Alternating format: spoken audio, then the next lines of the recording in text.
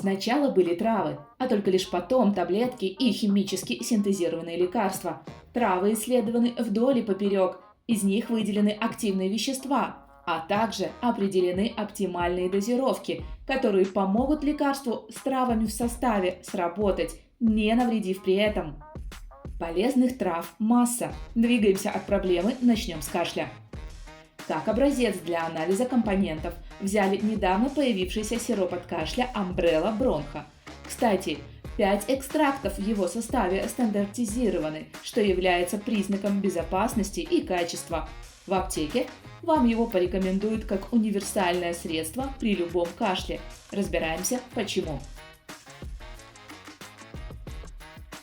Глицеризиновая кислота и эноксалон – центральные работающие компоненты солодки. Именно они отвечают за отхаркивающее, противовоспалительное и противовирусное действие. Исследования доказали, что отхаркивающее действие солодки работает так.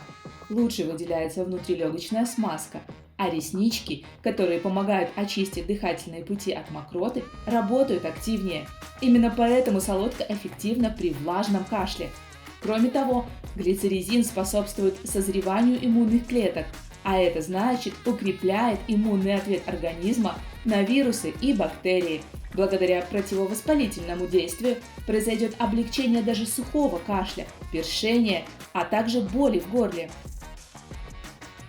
Анетол – главное лечебное вещество, которое содержит анис.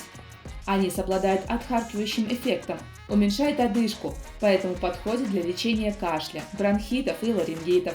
Экстракт аниса снимает боль и раздражение в горле. Он благотворно влияет на иммунную систему и помогает организму в борьбе с инфекцией. Лекарственный эффект розмарину придают флавоноиды, а также розманол. Они делают розмарин эффективным от кашля при бронхите и бронхиальной астме. Кроме того, в его составе линолевая кислота, которая принимает активное участие в обмене веществ и укрепляет иммунитет. Каприловая кислота оказывает мощное антибактериальное действие. Алииновая кислота снижает мышечную слабость, нормализует работу иммунной системы. И это далеко не весь список полезных веществ в розмарине. Важно отметить, что он облегчает симптомы остаточного кашля. Действующие вещества в составе тимьяна – тимол и карвакрол. Они оказывают выраженное противомикробное действие. Тимьян – активный борец с кашлем в тех случаях, когда важен отхаркивающий эффект. Установлено, что тимьян разжижает мокроту и ускоряет ее эвакуацию. Он оказывает обволакивающее действие на слизистые оболочки, а флавоноиды обеспечивают способность снимать спазм бронхов. Поэтому лекарства с тимьяном могут быть активны при любом виде кашля. Сапонины, гидерин, инезит, каротин, муравьиная яблочная кислота и многие другие компоненты – все это есть у плюща.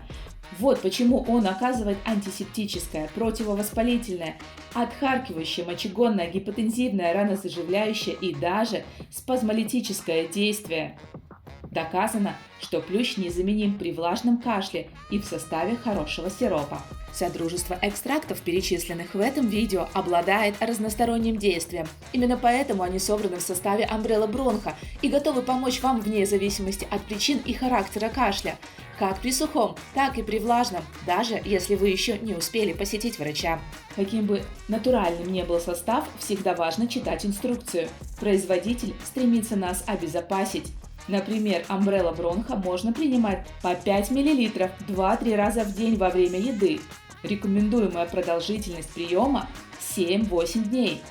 Кроме того, сообщайте лечащему врачу о том, какой сироп вы принимаете.